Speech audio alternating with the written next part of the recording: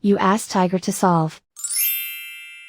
This deals with linear equations with one unknown.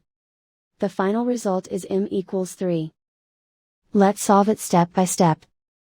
Group all m terms on the left side of the equation. Subtract 6m from both sides. Group like terms. Simplify the arithmetic. Group like terms.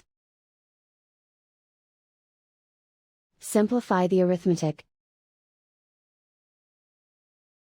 Group all constants on the right side of the equation. Subtract 18 from both sides. Simplify the arithmetic.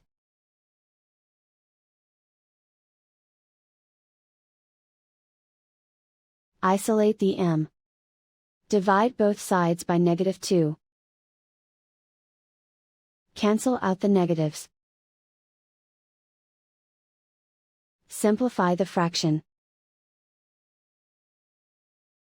Cancel out the negatives. Find the greatest common factor of the numerator and denominator. Factor out and cancel the greatest common factor. And so the final result is m equals 3.